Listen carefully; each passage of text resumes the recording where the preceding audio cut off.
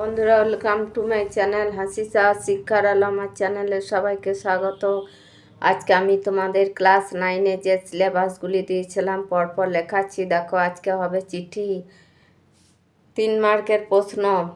চিঠি Swami Vivekananda, class 9-এ 3rd unit টেস্টের জন্য সাজেশনগুলো বানিয়েছি, পরপর লিখছি। 1 নম্বরে দেখো, এ পত্রখানি আবশ্যক হয়ে পড়েছে। কোন পত্রের কথা বলা হয়েছে? পত্রটি আবশ্যক কেন?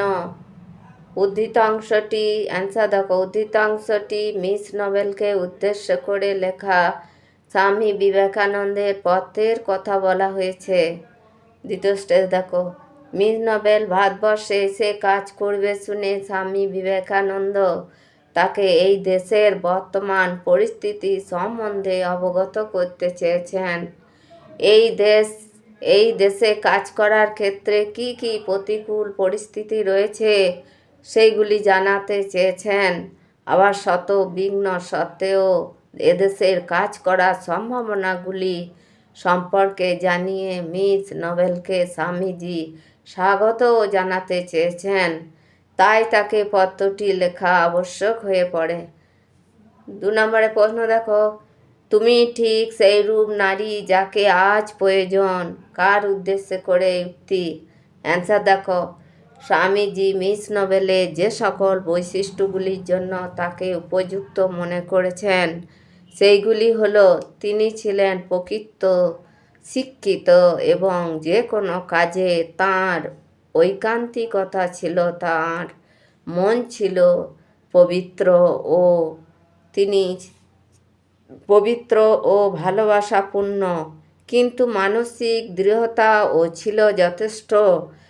এই সকল গুণ ছাড়াও ক্যালিট জনগোষ্ঠী, যারা সাহসিকতার জন্য বিখ্যাত, সেই গোষ্ঠীভুক্ত হওয়ায় স্বামীজি তাকে প্রকৃত সিংহী বলে মনে করেছেন।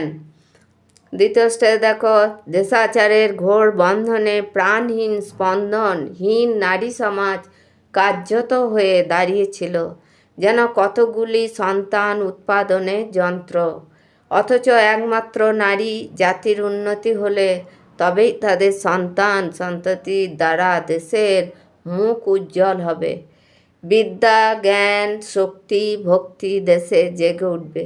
অথচ যেহেতু এদেশের পুরুষের সমাজ মেয়েদের কোনো স্থান নেই, সেই কারণেই ভারতবর্ষীয় নারী সমাজের উন্নতির জন্য মার্গারেটের মতো শিক্ষিতা, দৃঢ়তা, সাহসী এবং আন্তরিক একজন নারী প্রয়োজন বোধ করেছিলেন স্বামী বিবেকানন্দ। হ্যালো বন্ধুরা, ভালো লাগলে লাইক করো, কমেন্ট করো, বন্ধুদের সাথে শেয়ার করো, আর এইগুলি খাতায় নোট করো। সামনে পরীক্ষা, আর লেখো আর মুখস্থ করো। আর নতুন কেউ থাকলে সাবস্ক্রাইব করো। আর ভালো থেকো, আর ভিডিওটা পুরোটাই দেখো।